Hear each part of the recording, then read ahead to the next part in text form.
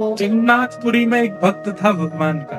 वो ठाकुर जी के पास जाके रोज रोता था और महाप्रभु जगन्नाथ जी से कहता था कि मेरे जीवन में बहुत कष्ट है, बहुत कष्ट है, बहुत कष्ट है। अपने सारे कष्टों की दुविधाएं बताता था। मेरे सारे कष्ट दूर मत कीजिए, बस एक काम कर दीजिए। बोले क्या? आप मेरे साथ रहने लग जाओ तो मुझे लगेगा कि आप संग खड़े हो, मुझे कष्ट की अनुभूति नहीं होगी। ठाकुर जी ने कृपा कर दी और ठाकुर जी ने उसको कहा कि तू समुद्र के तट पर जाना और चल के देखना, अगर बालुका में तेरे पैरों के चिन्ह और उसके बगल में मेरे पैरों के चिन्ह दिखाई दें तो उससे तू विश्वास कर लेना कि मैं साथ ही हूं। मैं प्रत्यक्ष नहीं दिखाई दूंगा, मेरे चरण चिन्ह दिखेंगे। ठीक है। अब उसके जीवन में जब भी कष्ट आता, वो दौड़ करके समुद्र के तट पर जाता और थोड़ी देर चल के पीछे मुड़ के देखता तो 2 चरण चिन्ह उसके बगल में, 2 चरण चिन्ह ठाकुर जी के।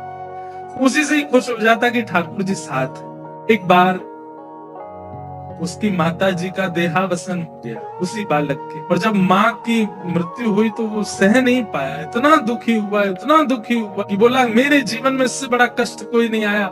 दौड़ करके समुद्र के तट पर गया। चल करके जैसे उसने पीछे देखा, 2 ही चरण चिन्ह थे, 2 नहीं थे। महाप्रभु जगन्नाथ जी को कहने लगा, आज आपने भी मेरा साथ छोड़ दिया। मेरी माँ तो सो छोड़ के चली गई, आप भी चले गए। रात्रि में स्वप्न में महाप्रभु जगन्नाथ आए और आकर के बोले, क्या हुआ? बोले कि आज 2 ही चरण चिन्ह दिख रहे थे, इसका मतलब आपने भी मुझे छोड़ दिया।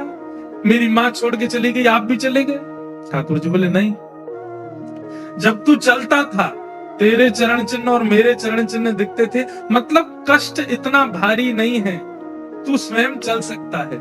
लेकिन आज तेरा कष्ट इतना भारी था कि जो चरण चिन्ह दिखे वो मेरे थे, तेरे नहीं थे। मैं तुझे गोद में लेके चल रहा था। जब भारी कष्ट में भक्त आता है, बोले मैं उसे गोद में उठा लेता हूँ, बस वो मुझ पर विश्वास करे, मुझ पर भरोसा रखे।